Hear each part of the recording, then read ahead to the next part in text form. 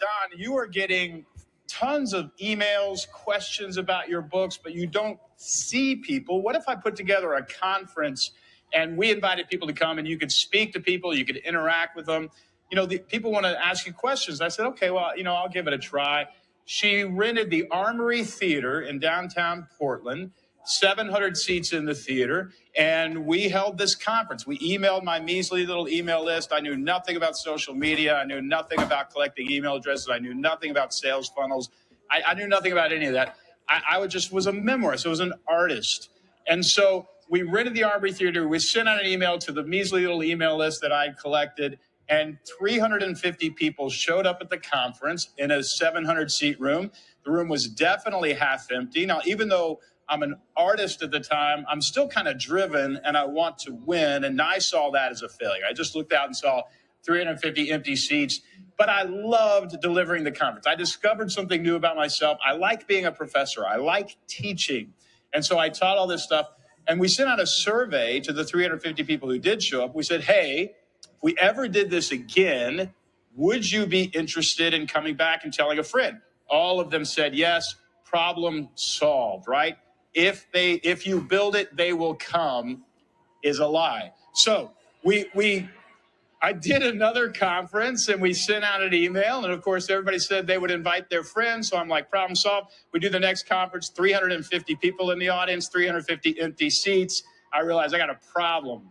If you build it, they will not come. If you're a great real estate agent, you still will not get new clients. You got to do something else. Now, I really realized what I needed to do one morning. Flying out of Portland, Oregon, I was going to go speak at a conference in Indianapolis, Indiana. I get on the plane in Portland.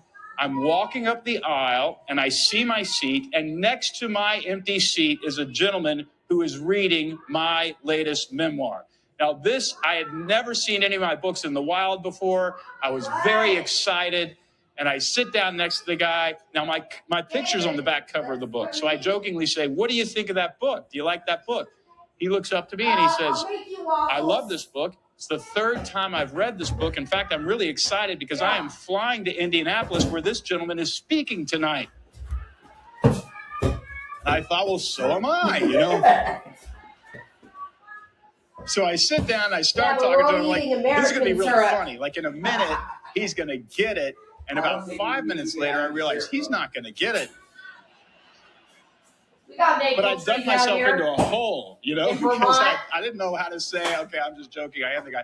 And I was actually really curious because I would ask him questions like, what do you like about this author? And what do you like about that book? And, you know, I mean, wouldn't you do this if you had the chance to do like invisible market research on yourself?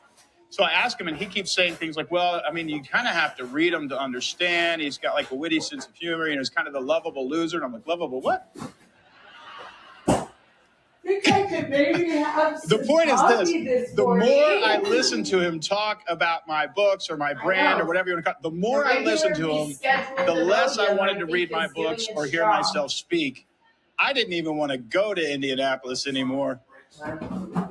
I learned this, and you tell me whether or not you feel this way about your line of work and what you do. What I learned is this. I'm really good at writing the 300 pages. I'm not good at writing the sentence on the back that makes you want to read the 300 pages. In other words, he didn't know how to talk about me, and I think one of the reasons that he didn't know how to talk about me was because I didn't give him the words to say to talk about me. I was like, I think I'm going to have to put Does that feel true for you? You know what you do. You know how to sell houses. You know what a family needs. You know what a commercial real estate buyer needs. You know that stuff.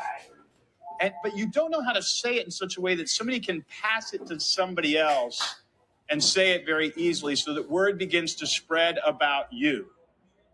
That's what we've got to figure out. And that's what I want to talk about. So what happened to me was I realized I had this problem, but I had also been studying story and story structure and how to tell stories and how to keep people turning the page. I've been studying that for years, and I knew that story was the most powerful tool known to man to get human beings to pay attention. I knew that. And so I began developing, and also story is very formulaic. I'm going to show you a formula here in a second that I think is going to be really amazing for you. But I knew it was very formulaic. And so I thought, I wonder if I can take the power of story and kind of filter my own conference message through that filter, come up with some sound bites that I could use and repeat in a disciplined way in order to grow my conference. It just became the next curiosity that I had. So I developed a framework, and Accenture bought into it, and we started developing it a little bit together. And then it became the framework that I want to teach you this morning, called the Story Brand Framework. But before it was ever a book or anything I intended to teach you about, it was just a framework I wanted to use to grow my own conference business. So I ran everything about the conference business through this framework, and all we did was we changed the words on my website. We changed some of the words that we were using in social media. We changed some of the words that we were using in the emails that invited people to come, and immediately it sold out. It sold out immediately. We went from 350 people to 700. Then we had to go to San Diego with a venue of 1,200, then Chicago with a venue of 2,500. And I didn't spend any money on advertising, not a dollar. Cruising Grace, all I did was change the words. That's it. Change the words I used to talk about myself, the words I used to talk about my conference. And so when I developed it into a formal framework, people started calling. Procter & Gamble called. Ford and Lincoln called. They said, hey, can we help understand, you've been talking a little bit about this framework that you use to grow your own business. And then all of a sudden I was in a second career as a business speaker, guy who had some sort of framework, and it has been a blast. That was about 10 years ago. Now, Story Brand has 38 employees, and we do consulting with all sorts of companies to help them understand how to use words to grow their business. Now, here's the wonderful thing about words. Words are free. They don't cost anything. You can write them on a napkin, and then when you start using the right words, people start paying attention. And if you use the wrong words, people ignore you. If you use the right words, your business grows. If you use the wrong words, the competition beats you. What don't you want? Today, I want to talk about the right words. Okay, then don't drink the right words that you can use. I think of these almost like magic words. Now, I don't believe in magic. I'm not a guy who believes in magic, but I do believe there are words that, if you get them right, will cause people to pay attention and do business with you. For example, I had a client not long ago, about 2 years ago, I think now. They dominated the aquarium market, fish food aquarium, the little plant that you put in the aquarium, the cold filters, all that kind of stuff. They dominate that market in PetSmart and Petco. They called me and said, Don, can you come down to Florida and meet with our leadership team? We want to find the right words to grow this revenue stream, this division of our big company. I said, sure. We went down. They're already doing about $100 million. And we talked and talked and talked. And they said, look, we have hobbyists buying aquariums, hobbyists buying fish. But when a family comes into PetSmart or Petco, they don't buy a fish. They buy a rabbit. They buy a cat. They buy a dog. They buy a cat. Can you believe that? They buy a dog. I'm kidding. We have 2 cats. I like them. Don't tell anybody I said. I thought, okay, well, what sort of words are you using? It was all over the place. They didn't have any sort of discipline. They hadn't memorized sound bites that they could repeat. They weren't using the same language across all platforms, social media, website, product packaging, all that kind of stuff. They had undisciplined messaging. And so I thought about it, and I thought, gosh, my wife and daughter and I, at the time, my daughter's 4.5 now, but she was 2, and we were visiting London, and there was an aquarium in the hotel that we stayed in, and my daughter would make me stop, and for about 10 minutes before we could go out inside the hotel, we would sit and look for Nemo in this giant aquarium. And I thought, kids love aquariums, and I thought, well, that's it. Kids love aquariums. Kids love just those 3 words. And so I said, hey, why don't you put kids love aquariums on the aquariums, and kids love aquariums on the fish food, kids love aquariums on the signage, and kids love aquariums on the website. That's what I'm trying to tell you. Kids love aquariums, because I think if you say kids love aquariums, parents will buy the aquarium because they read the words kids love aquariums. They thought, well, that's very good, Don. I'm glad our boss read your book. And you have to understand, this is a very complicated thing here, and we're going to need to pay some people to do focus groups and A/B testing and all sorts of stuff. No. You just put kids love aquariums on things. You'll sell more aquariums. It's okay, Don. We get paid a great deal of money. And by the way, when people get paid a great deal of money, solutions cannot be easy, can they?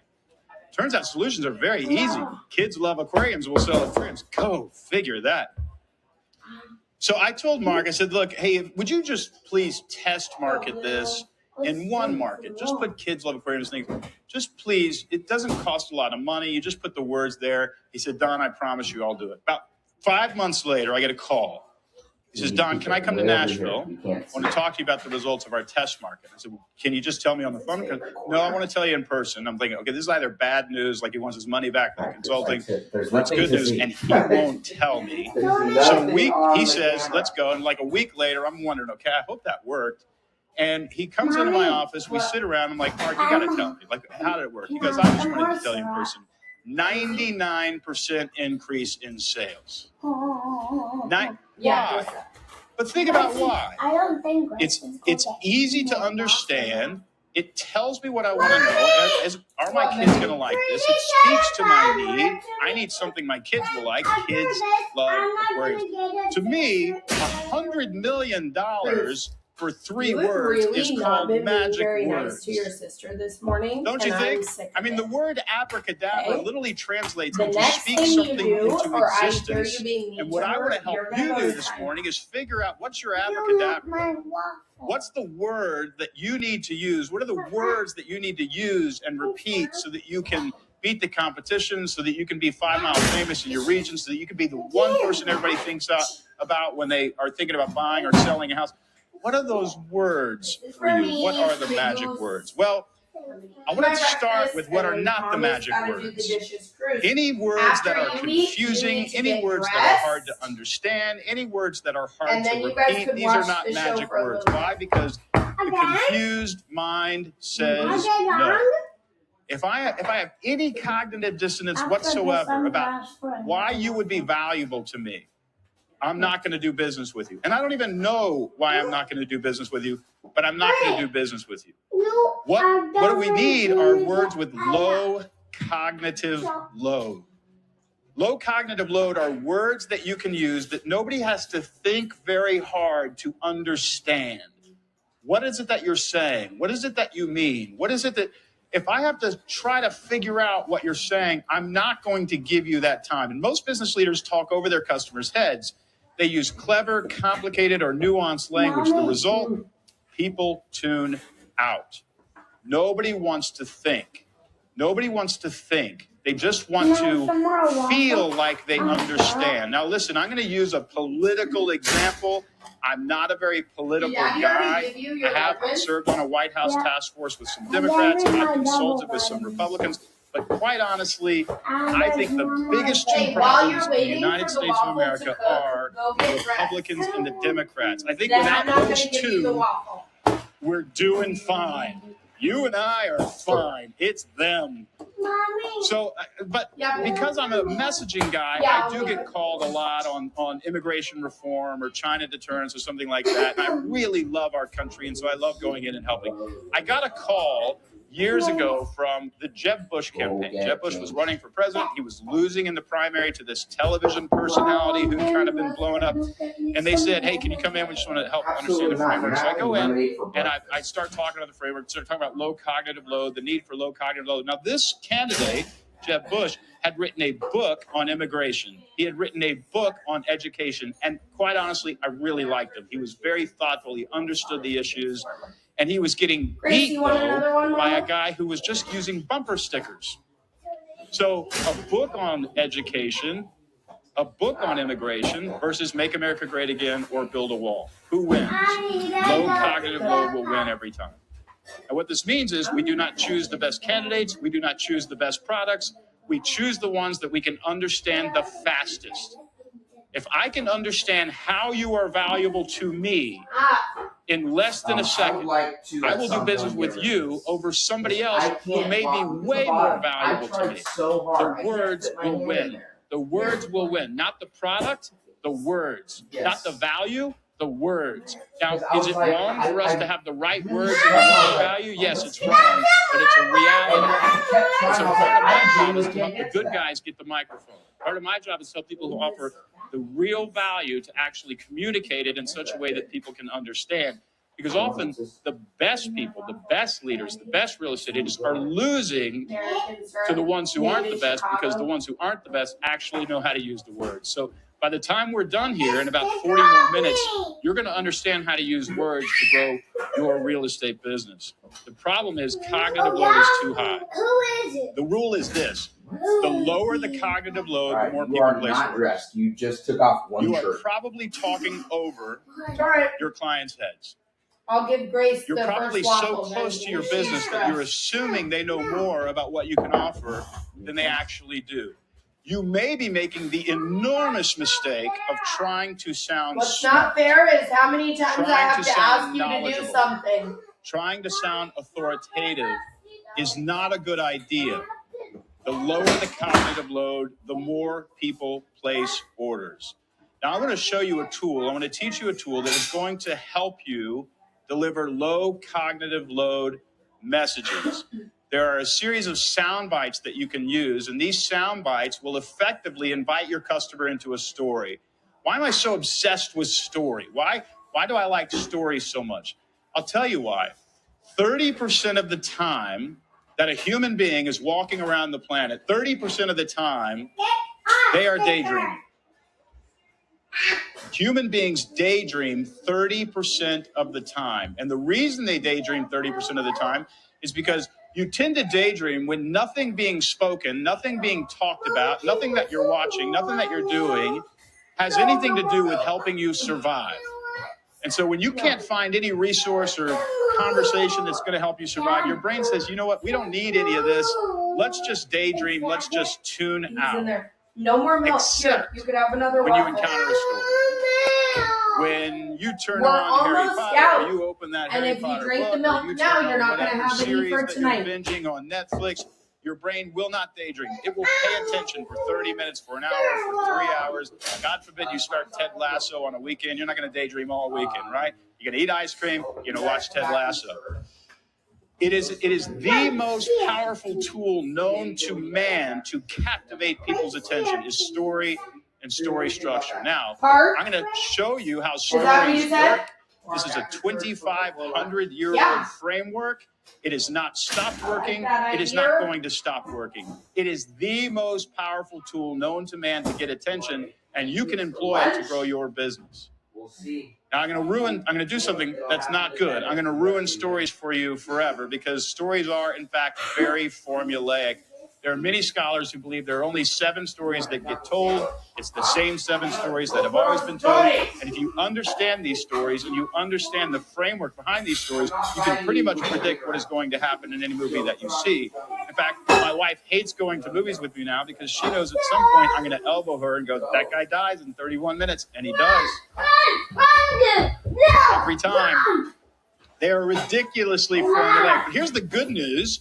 Here's the good news for us. We actually know and can scientifically prove what people pay attention to. And if you understand these principles better than the person next to you, you will do more business than they will because you will know how to bring attention to yourself in very easy, simple ways. Now, each of these plot points has rules, and each of these rules are going to help you grow your business. But let's start going through story and story structure. The first thing that happens in a story is you have a character. A character shows up on screen or in the book. The character is the hero of the story. The character is Rudy, and Rudy wants to play for Notre Dame. The character is Frodo, and he needs to destroy the ring. The character is Bridget Jones, and she wants to marry her boss. The character is so on and so on and so on. But you have a character, or in a group protagonist story, you might have a team or a group of characters. But there are rules if you are telling a story. And if you break these rules, people will stop paying attention and they will start daydreaming, and your movie will fail at the box office or your novel won't do well. As it relates to what the hero wants, there are some rules. One of the rules is the hero has to want something that's very clear. It cannot be confusing. It cannot be muddled. It cannot be vague.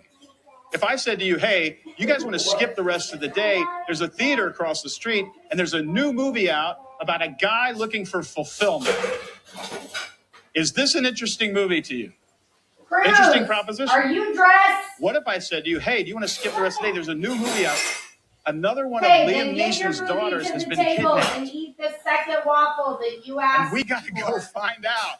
Maybe he needs our help. Mom, we don't know. Smack him on the butt. Yes! Want to give him a smack When on the butt? something is Goose, should I give him a specific, smack on the butt? and I can Yep. understand what Well, it every girl is, thinks you should get a smack that on the is butt. a low So, cognitive load message. give me a If you smack make on the me butt. think Ready? about what Yes. your offer is or try to figure out what you can offer me, Andale. Face on. that's a high cognitive load message, and I'm much less likely to do business with You know what? This is So a new one waffle. of the Let me check for rules in our poison because you messaging never know. is you cannot be Gotta be real vague careful. in defining what your customer wants.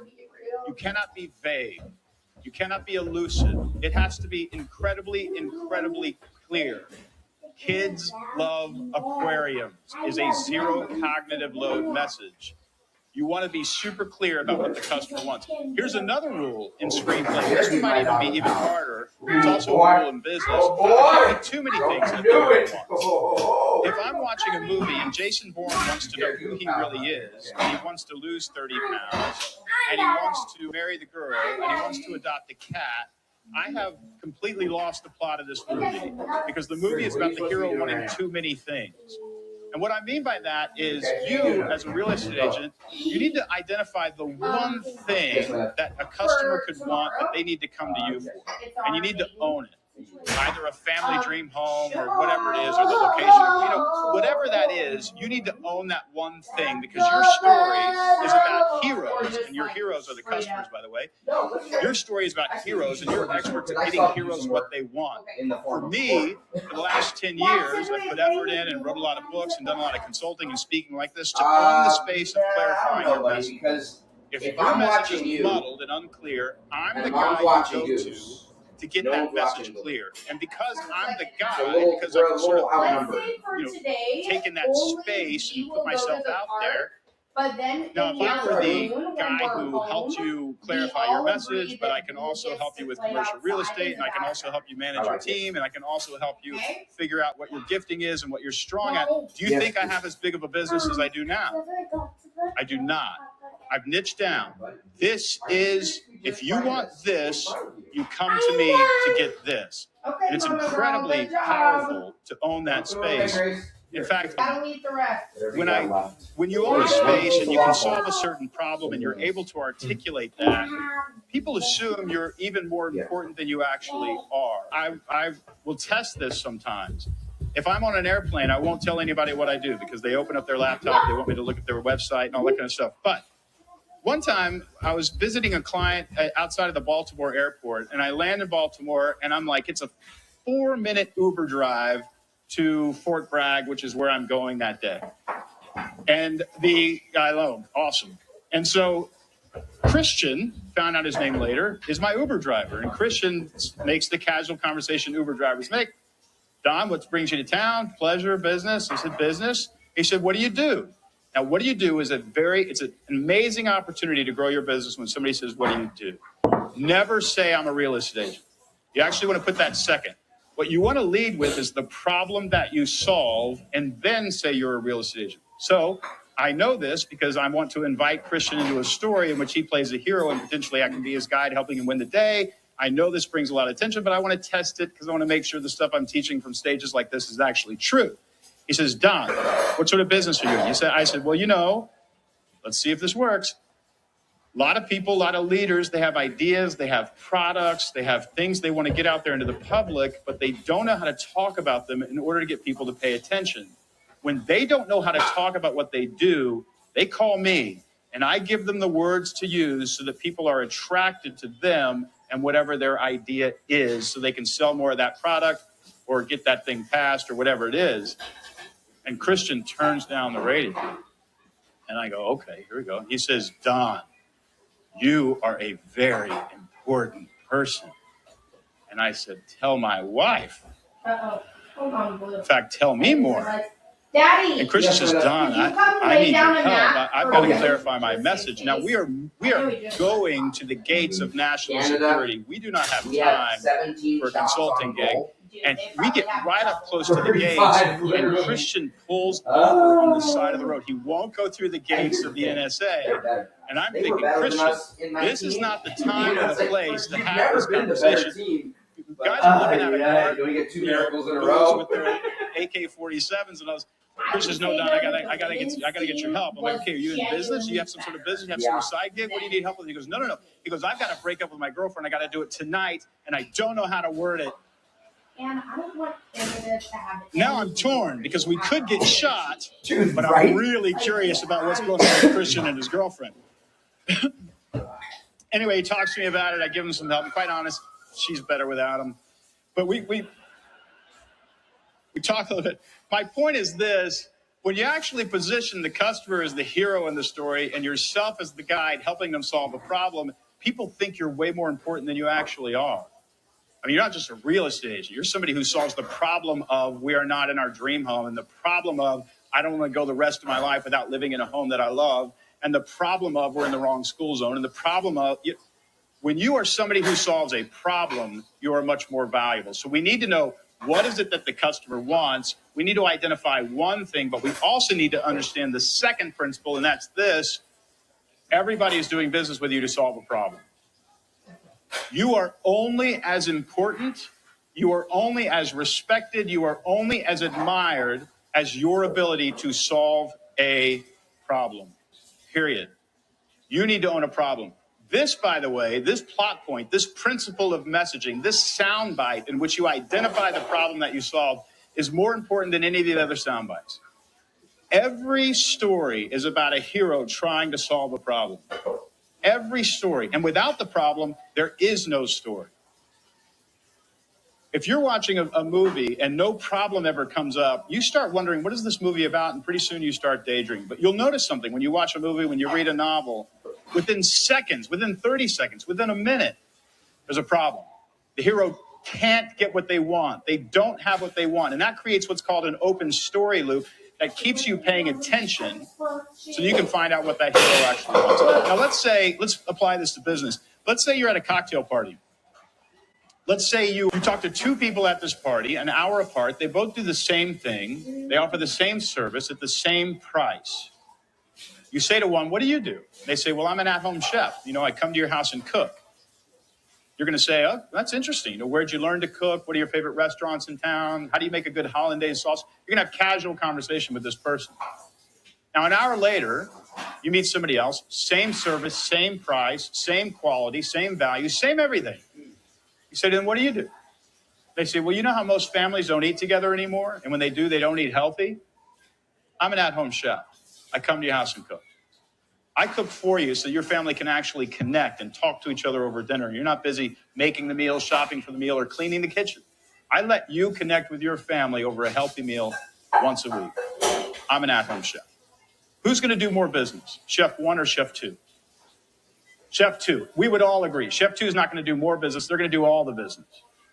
Why? Same product, same value, same price, same everything. But when you position yourself as the solution to a problem, when you position your product as the solution to a problem, you become more respected, more admired, more sought after, more valuable. Kid came up to me. He's working his way through college recently. He says, Don, help me grow my business. I'm working my way through college. I'm a dog trainer. I said, okay. You train dogs? Yeah. I go, okay, don't ever tell anybody you're a dog trainer. Or at least don't lead with that. Here's what I want you to do. When somebody says, what do you do? I want you to say, well, have you ever noticed that if somebody knocks at the door, a dog starts barking and yipping loudly? Have you ever seen that or been in an environment? By the way, raise your hand if you've ever been in your house or somebody else's house and the dog starts barking. Was that a delightful, pleasant moment? No. So what I told him, I said, choose a moment like that and say, have you ever been in that situation? And then I want you to say this. I stop dogs from doing that. I'm a dog trainer. I do it without punishing them. I just have treats. But in 2 or 3 sessions, your dog will never do that again. And by the way, I can teach them to heel. I can teach them to walk with you. I can teach them not to use the bathroom in the house. I'm a dog trainer. Now, do you think he's going to do more business when he answers the question that way? The reason is the lower the cognitive load in your soundbite that tells me what problem you solve, the more I'm going to respect you, admire you, the more elevated I think of you. We have to solve a problem. And what I want you to do is I want you to start owning a series of problems. If you're in commercial and residential, I want you to define a problem that you solve in residential. It could be as easy as Most families go their entire life without ever getting to live in a dream home. I make sure they get to live in their dream home. Just as simple as that. All of a sudden, you're not a real estate agent. You're on a mission to fight an injustice of people not being able to live in their dream home. You are an elevated, and if I'm comparing you to the real estate agent who over here just said they're a real estate agent, I admire you and respect you more. Why? Because you know how to solve a problem. When I was studying this, when I was figuring this stuff out, when I was developing this framework, I had just started, I had a big crush on a woman named Betsy. Now, I got married at 42, became a dad at 49. I became a grandfather by having a child of my own. But the point is this. It's a great, by the way, it's really a great way to live. But the point is that I liked Betsy for a long time, and I was visiting her once, and I never really would drive strong to the hoop. I knew she was in and out of a relationship, and I finally just developed the courage to say, hey, are you happy? You've been dating this guy for a long time. She goes, yeah, I've been dating him for 3 years. And so 3 years, and I said, okay, position yourself as the solution to a problem. Like if I were dating you and we've been dating for 3 years, we probably would be married. I'm just saying that's just me. Anyway, she realized, well, Donna's a solution to my problem of a guy who won't get married. I think I'll go with the solution. And anyway, now we're married and we have a kid, so that's how you make a baby. Well, all I'm saying is the framework works in a lot more than real estate, if you think about it. But we tend to value people who solve problems. And if I can't figure out what problem you solve, if there's a high cognitive load on what problem you solve, I don't value you as much. Now, God values you infinitely. He loves you. You're his child, but that's just not the way human beings work, right? We are looking for survival assets. The human brain is designed to survive. If I can't figure out how you can help me survive, I can't figure out why we should do business together. And the way to help me understand how you can help me survive is to speak that in such low cognitive load. I don't have to think in order to understand. This is really, really, really Okay, what's its purpose? You need to own a problem. You need to own a problem. Every like story is about a hero who falls into a hole. And while they're in that hole, a guide comes along above the hole and says, hey, can I help you out of the hole?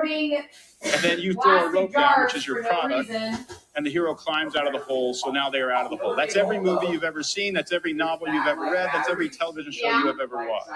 It's a proven formula. What I'm saying to you here is you need to own a hole. I want you to own it. I want that to belong to you. And you're going to do that by using words. All right. We've identified what the hero wants. We've identified the problem that they are struggling with. Now and only now is it time to position ourselves as a guide in the hero's life. We are the character that shows up to help the hero get what they want, to help them overcome that problem. And the guide is the character that we want to play. Now, never, ever should you make yourself the hero of the story. The story is not about you. The story is about the customer. What do I mean by that? Well, in screenplay, there are several characters. There's the victim, the villain, the hero, the guide. I want you to play the guide in the story. Who's the guide? The guide is Gandalf. The guide is Yoda. The hero is Luke Skywalker. The hero is Frodo. The guide is George Banks, the father in Mary Poppins. That's the hero. The guide is Mary Poppins herself. There are several reasons you don't want to play the hero in the story. Here are a couple. The first is the hero is weak. The hero is a weak character in the story. They're the second weakest character next to the victim. The hero is ill-equipped, afraid, doesn't know what to do, needs help, doesn't know how to take action. Think about your favorite movie and pause it anywhere in the movie. The hero is weak and struggling with something. They're not strong until the end. The guide, however, is the strong character in the story. They're the one who has been there, done that, ready, able to help, has a plan. That's the guide in the story. Not only is the hero weak, but the second problem with playing the hero is they are in a different story than the customer. So if I actually meet you at a cocktail party and you say, what do I do? I say, well, it's complicated. My grandfather handed me a business and I'm trying to increase our great places to work metric. What you hear me saying is that you're a hero in a story and I'm a hero in a story. Therefore, if you're a hero in a story and I'm a hero in a story trying to grow my real estate business, we are in separate stories. You have just removed yourself from my story and you've made yourself a weak character. The stakes on this are extremely high. When I went into the Jeb Bush campaign just for a day, his tagline was, Jeb can fix it. So if Jeb can fix it, who's the hero in the story? Jeb. And by the way, what's the offer? How's he helping me survive? Oh, he's helping me fix it. It. What is it? Right? I mean, if you said, Don, what do you do for a living? I say, well, I'll help you fix it. If it's broken, show it to me. I'll fix it. I have no idea what you're talking about. It's a high cognitive load message. In 4 words, Jeb can fix it. You've made 2 critical mistakes in messaging. You made yourself the hero, and the thing that you define that you can help people with is so vague and elusive, I have no idea what it actually is.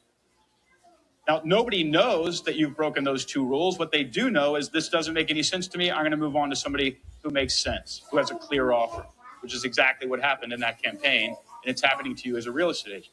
Not right now, Cruz. You've got to position yourself as the guy. The hockey game Hillary is on. Clinton lost the race. I'm with her. I'm with her. She's the hero of the story.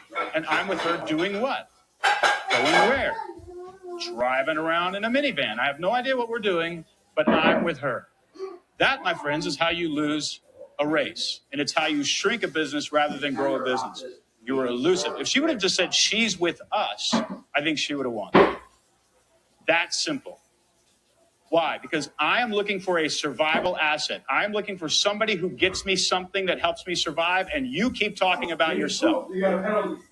We did? So if I am looking for something that helps me survive, and you keep talking about yourself, you are not a survival asset. You are a survival competition.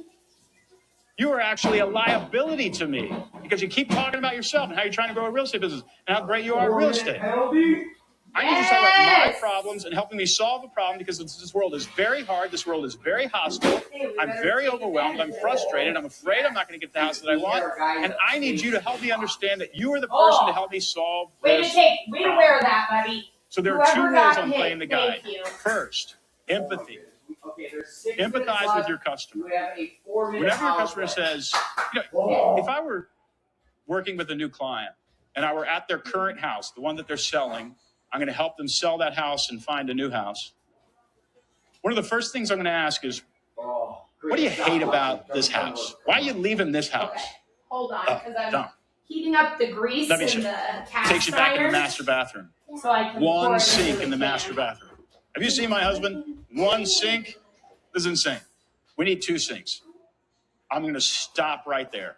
And I'm going to empathize. Let's go, USA. I'm going to say, I can't believe you've been living in 1 sink, like with 1 sink in your master bathroom. This is supposed to be very difficult. And I'm going to agitate that problem even more. We cannot have you live in the injustice of a 1 sink house. I don't know how you're doing it. Oh, sorry. But this must be so painful. I could never live like this. I would rather live in a tent in the backyard. It's awful, dismal, 1 sink. What?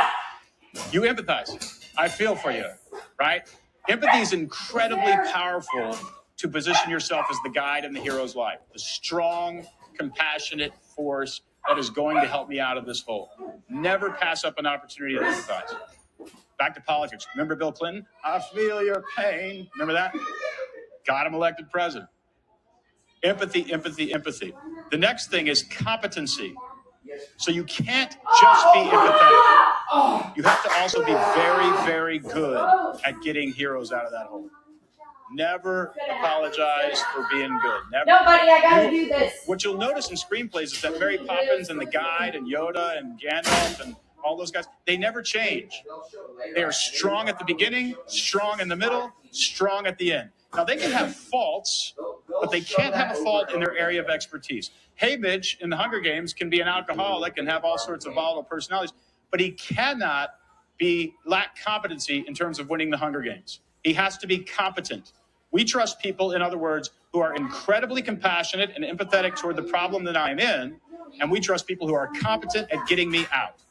So your 1-2 punch is I really feel for families who don't get to live in their dream home or don't currently live in their dream home. Therefore, I've made it my expertise, my mission in life, and I'm quite good at finding that dream home for you. That's who we're looking for. That's who we're looking for. And people say, Don, it's a different generation. People, they want you to just be their friend. They don't want you to be the authoritative, competent leader. They want you to be one of them. Not true. Not true. Don't fall for that. You need to be the expert. You need to be the authority. Listen, if I went to a nutritionist and I said, hey, I need to lose 30 pounds. I just have these sugar cravings. I eat ice cream before I go to bed. I've come to you because I've got this problem. I really just want to lose 30 pounds. And the nutritionist says, that's fascinating. Me too. I'm the same. You and I have not gone to a guide. I've gone to another hero who's in the same story. So we need to go find a nutritionist. Me and my nutritionist are going to go find a nutritionist. No! Now, you got to be competent. You got to know what you're doing. All right. We know what the character wants. Our hero wants something. We have a soundbite that defines that for us. We have a soundbite that defines the problem we are helping. And this can be case by case. Like my soundbite with that one family is, I'm going to find you 2 sinks and a master bath. Let me tell you that right now. That might be the soundbite of how I'm going to help you solve that problem. I empathize with them, and I've demonstrated on things like social media, on my website, that I am competent to help you solve this problem. In fact, it is my mission. Now it's actually time to reduce cognitive load even more and give them a plan.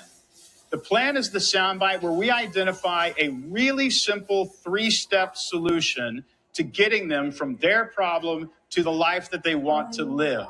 It's just called a plan, but really what it is, hey, listen, buying a house or selling a house is a complicated process. There's so many steps that we have to deal with. But I just want to tell you something. The human brain likes 3 steps. It likes believing that things are going to be easy.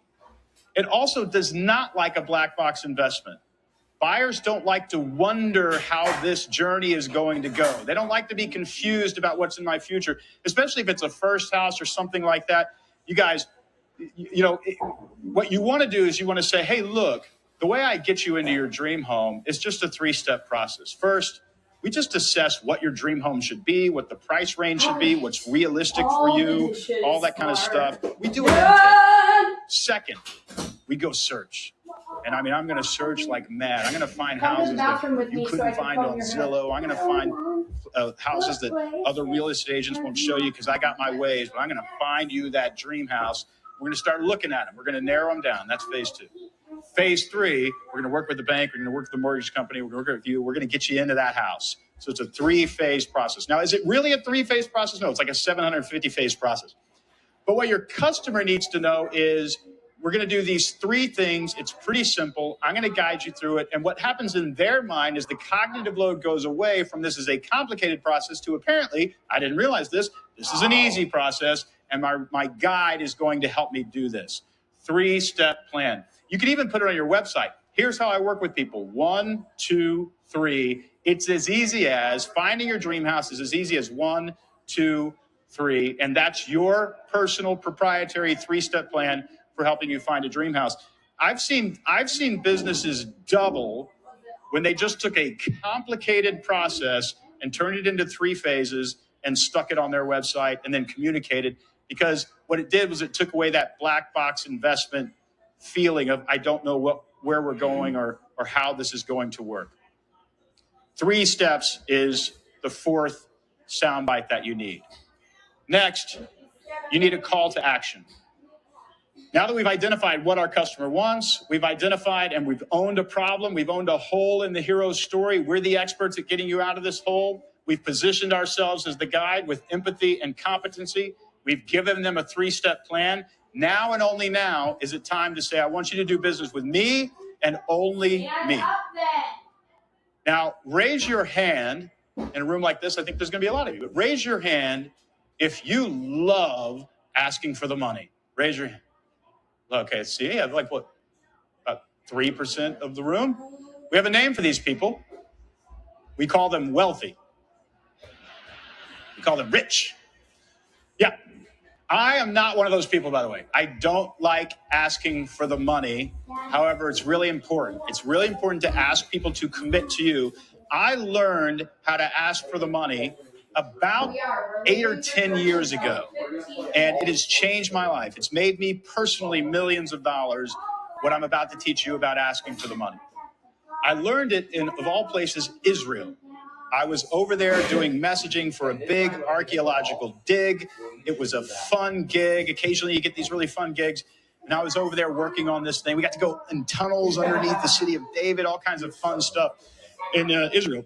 And my wife came with me because we love Middle Eastern food and we love going over there. So we were in the airport in Tel Aviv on the way back to the United States.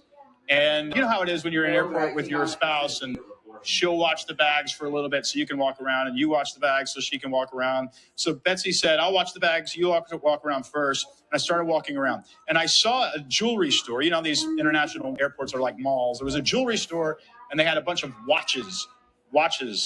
And I had told myself that when my consulting business passes a certain point in top line revenue, I would buy myself a nice watch.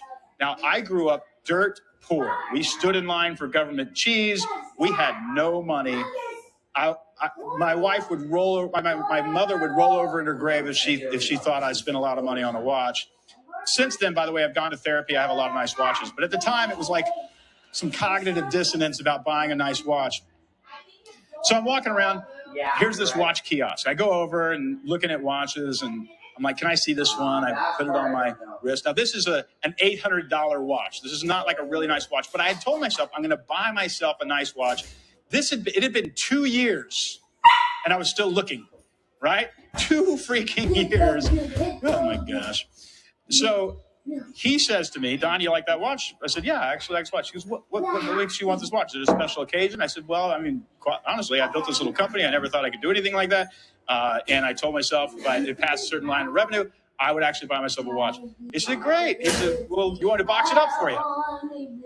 And I said, no, I'm going to think about it. And I gave him back the watch. Now, he knows I'm about to get on an airplane. He's losing an $800 sale right here in the room. And he says to me, this guy changed my life with what he said to me. He said, Don, do you like the watch? I said, yes. He goes, do you have the money to buy the watch? I said, yeah, I got the money to buy the watch. He goes, you got a good reason to buy the watch? Got a good reason. He goes, Don, I bet you someday you're going to want to hand this watch to one of your kids and say, you can accomplish great things just like your dad. I'm like, well, that's a low blow right there. He was good. This guy was good. This guy was really good.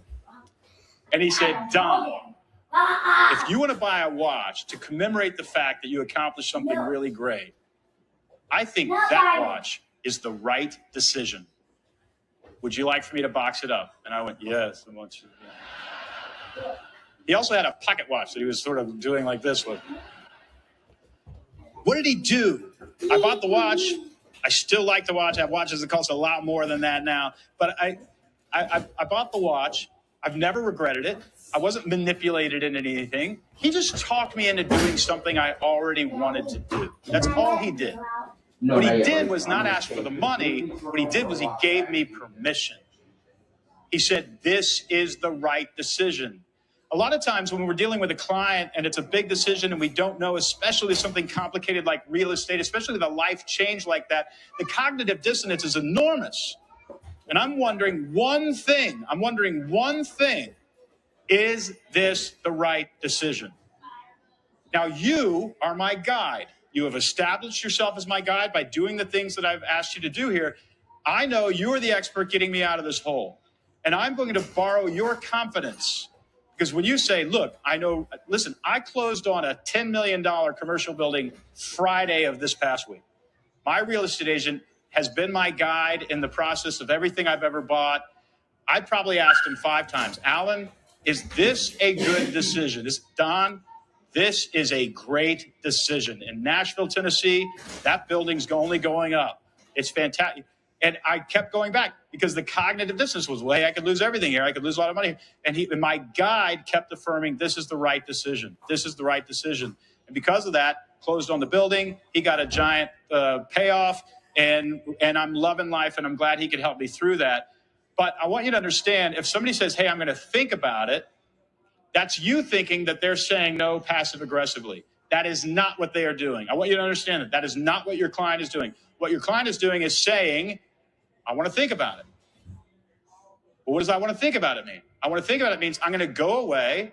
I'm going to meditate on this. I'm going to let it rattle around in my brain until it becomes a comfortable decision, and I'm convinced it's the right decision. The way to stop them from having to do that is for you to just say these words: this is the right decision. And then they say, okay, that's what I needed to know. But they'll never be able to tell you that. So here's the magic formula. I call it the StoryBrand Decision Trigger Soundbite. It's just this: if you are struggling with X, buying Y is the right decision. That's it. You want to say it in your email to them, the email follow-up after you looked at that dream house. You know they can afford it. You know it's in the neighborhood they want. You know that they can get the money. You know it's inside of their budget. You know that. And you actually say, if you want to find your forever home, which based on our conversation, it sounds like you do, the home at 134 Mockingbird Lane is the right decision. And I want you to watch how many more houses you close. Just watch. Because that's all they're wondering. And instead, you keep talking about the neighborhood and in fact, it's got a 2-car garage and all. You're convincing them. Just say it. In my opinion, and here's an even better thing to say: the house at 134 Mockingbird Lane is not the right decision. Let's keep looking.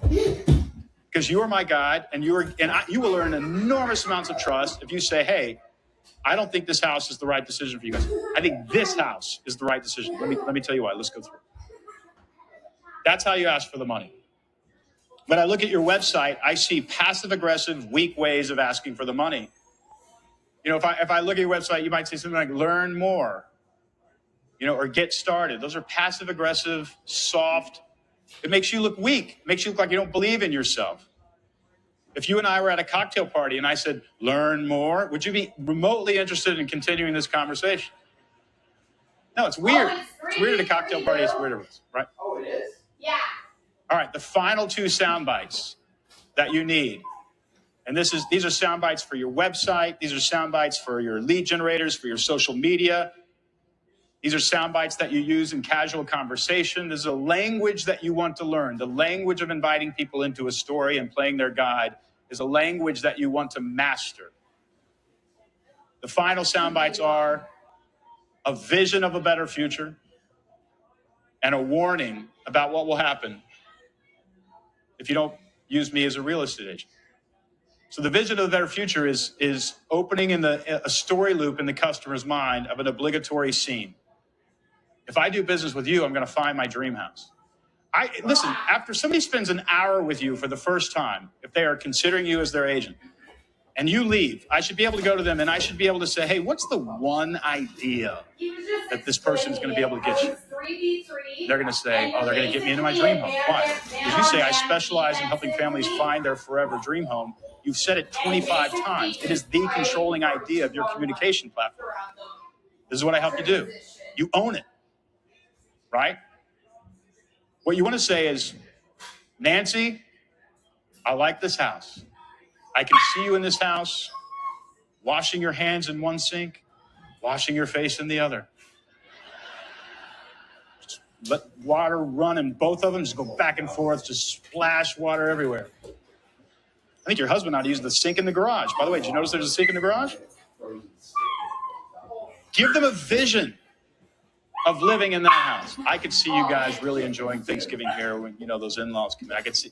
Give them a vision. People move toward a vision. And by the way, when you make it visual, you open up the other 50% of their brain. A vision of a future. Now, not only that, you got to give them a vision of what it's like to not work with you. Right?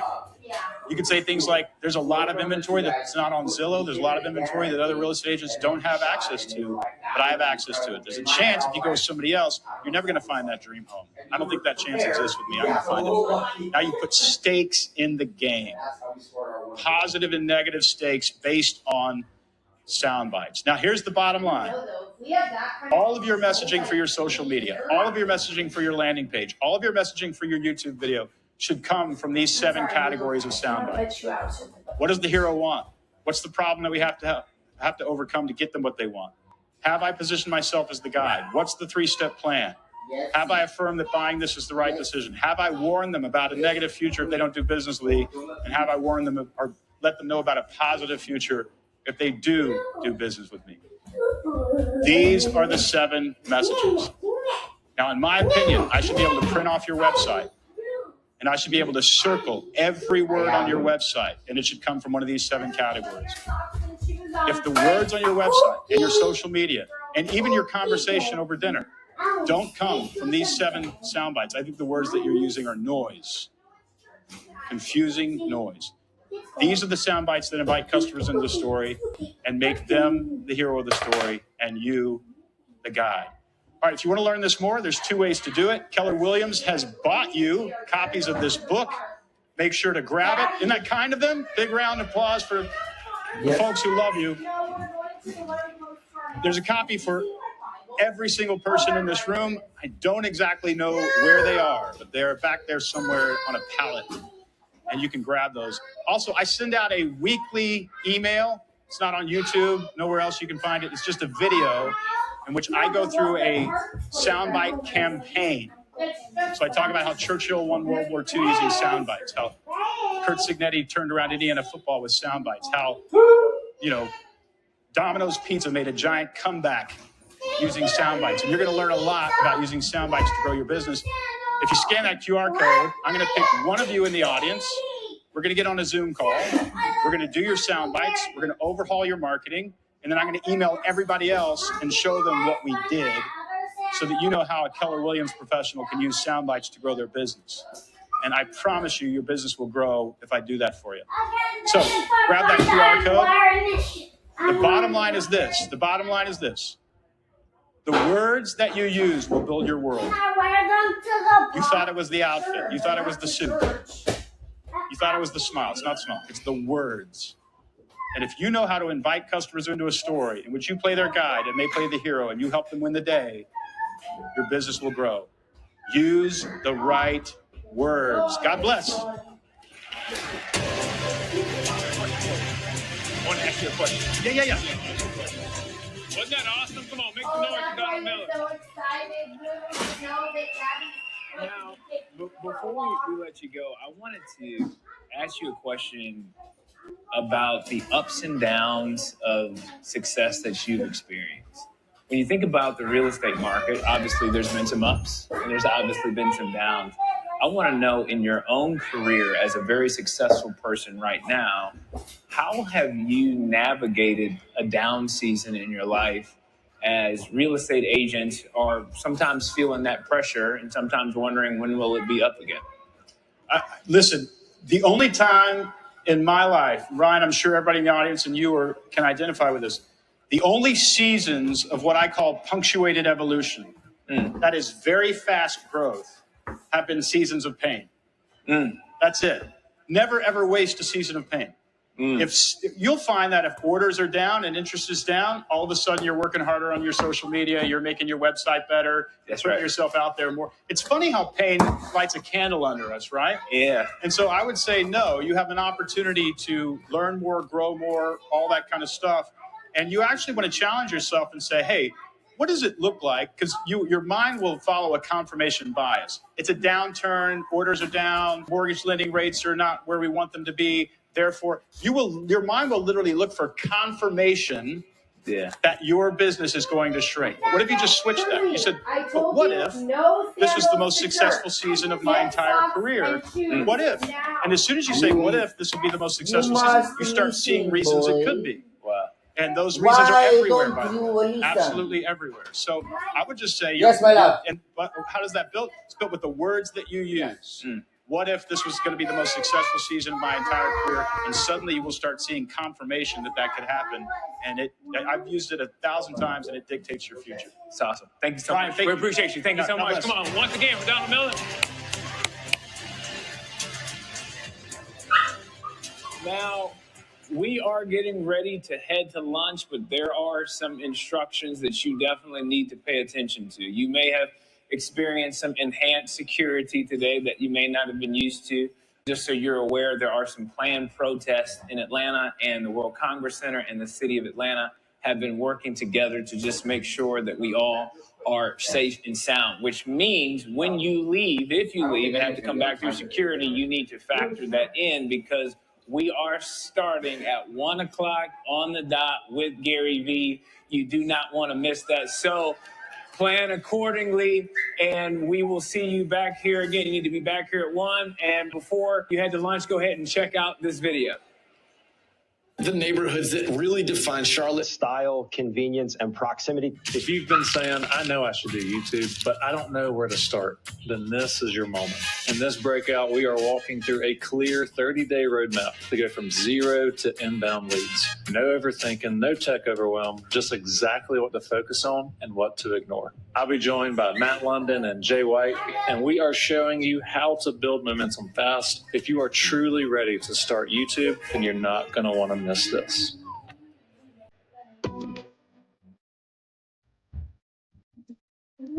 Why? No.